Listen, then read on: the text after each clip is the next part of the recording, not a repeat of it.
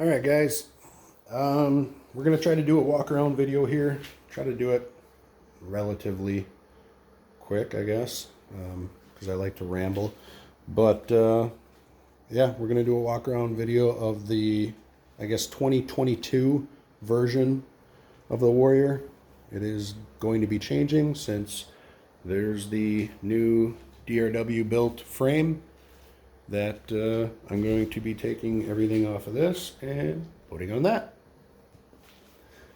Anyways, I guess we'll do a walk around, kind of just show you guys this. I get a lot of people, or I shouldn't say a lot, but I get random questions, and honestly, everything on my machine is out on the Warrior Facebook pages or in my YouTube videos, in Mike Sable's YouTube video.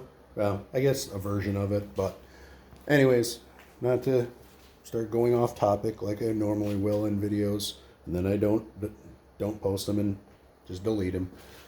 But yeah,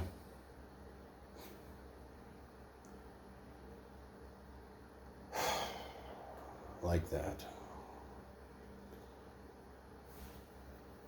So I guess we'll start up front here. I am running a Pro Armor YFZ 450 bumper. Just have to make some lower brackets, and I did put a new bolt hole farther forward just so it tucks it closer to the frame. I don't know. I hate bumpers that stick out too far. It just looks silly to me. I don't know, personal opinion, but take it what it is. Streamline stick style stabilizer. It works. Mine's blown already. I don't know, lasted about 1.5 years, 2 years. I'm not going to rebuild it. I mean, it works, but it doesn't work like it should. I'm not going to rebuild it. I'm just waiting time till I can afford a precision. But if this is all you can afford, definitely get a stabilizer. It does help. YFZ 450R front shocks rebuilt by Kevin at Jogaca Suspension out in Arizona. Great guy to work with. Either him or Rocket Ron. I've never had a shock built by Rocket Ron, but I've talked to him and I've ridden machines, and yeah, that's where the rear shock will be going to get rebuilt here probably in a few weeks. American Star 400EX +2+1 front A-arms ends up being about a +4 on a Warrior. I'm sitting at about 48, 49 inches wide at all four corners. Ends up being a long travel setup. It is, well, as far as we know right now, the best setup suspension you can get. That might be changing here. Keep your eyes on, I guess, Facebook pages, and you might learn more about that as time moves on. YFZ 450 scoops. Just to funnel more air to the front of the motor, the cylinder head. Maier scoop that I modified, cut up, and riveted to the stock Warrior hood. Aux Company Aux Beam lighting. These are high-low. Right now it's only set up with high beams. I'm running a race cut harness. This is a +2+1 DRW built steering stem with Lonestar clamps, LSR, narrow bar clamps, Renthal fat bars. These are pretty close to, I want to say it was close to an ATV mid bend, because they don't have an ATV bend. They only have dirt bike setups, but looking at all the actual dimensions, I think this is an ATV mid, or it might have been a low. I can't remember, but I like it. It's comfortable. Power Mad grip or hand guards, MSR, quick adjust clutch lever. I do run the Raptor 350 clutch mod.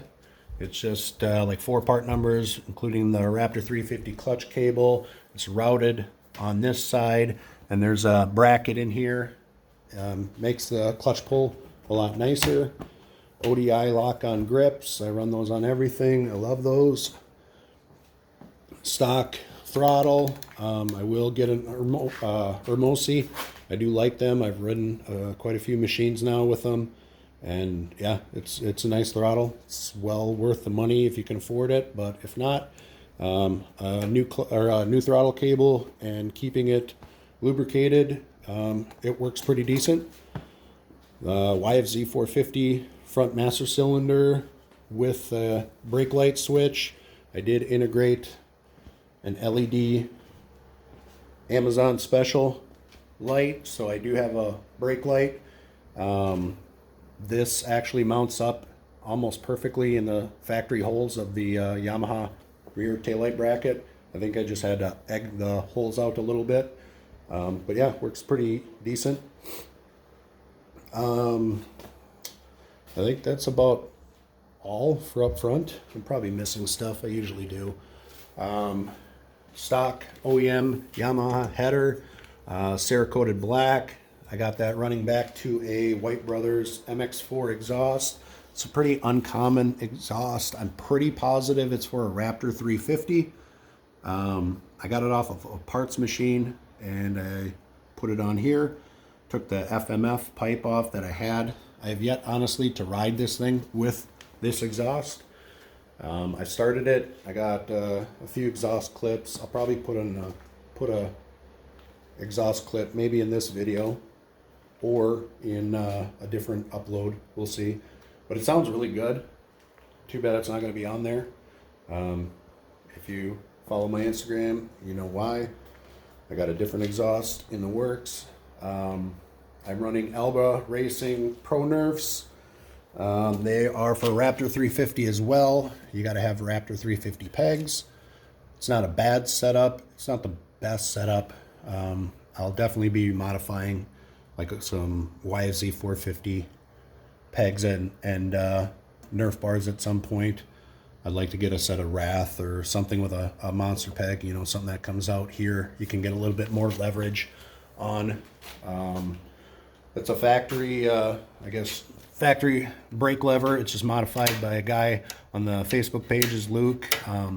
He coats these and then puts a swivel pivot brake end on it. It's really nice. Boot grabs a hold of it real well. On the other side, I got an IMS shifter. I believe it's for a KX250. It works really well. I modified the bend on it, just heated it up and put it in a vise and tweaked it a little bit to my liking. This is a DRW Oil Cooler adapter. The best one you can get, the best one out there. There's not a better one. This is actually has a lot of R&D done to it. Do not buy an Amazon or an eBay special. DRW does not sell on that.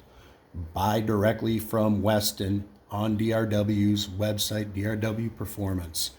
DRW case saver as well. I got a DRW skid plate. It's the best protection you can get. Yeah, DRW. Weston is a hell of a guy.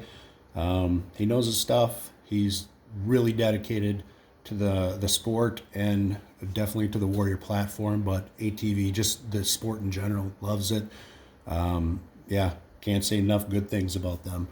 I got 118 degree fittings off of this, running hose, and then I actually do have it to hardline. I'm running copper hardline back here just so it can kind of route underneath the frame how I liked it. And I got it going back to a Derale Oil Cooler kind of canister. It adds about a half a quart of extra volume, and it does noticeably keep it cooler. I've got oil temps when I was out in the desert, sand dunes, I should say. And yeah, there's noticeable drops. I am running a Tusk competition clutch or whatever it's the Tusk high HD heavy duty clutch or whatever with the upgraded or heavy duty springs and everything. I have no issue with it. A lot of people are hit and miss with it. It's kind of a love-hate thing. But I haven't had any issues with it, and I've ridden the hell out of this. If you watch my channel, you can see what I'm saying. Scott Hansen +1 swing arm. This is number 2, I believe. Second one built. This was originally on Weston's Warrior Wally. He's now gone to, I believe, a +3 700R swap. So I'm running this now. It's got a Durablue +2 +4 axle in a LSR Warrior carrier, roundhouse carrier. Alba wave rotor, YFZ 450 front left brake caliper, works and upgrades your rear to a 2-piston dual caliper, or a dual piston caliper, I should say. GBC Groundbuster 3s in the back, GBC XC Masters up front. Those things wear like iron. They're 6-ply. I have a lot of highway miles. I mean, you can see some of the corner blocks I've chewed out and whatnot, but overall I still got plenty of tread depth. It still bites pretty well. I went with the GBC, the Groundbusters over the XC Masters in the back because it's almost, literally, it's like a 1.5 pound, almost 2 pound difference between the two tires. Like each tire I'm talking. I think these are like 15 and some change. I want to say it's like 15.9 or something per tire, and the XC Masters were like 17 pounds or something like that. It was a huge difference. And running a 350, I just wanted to save rotating mass in the rear.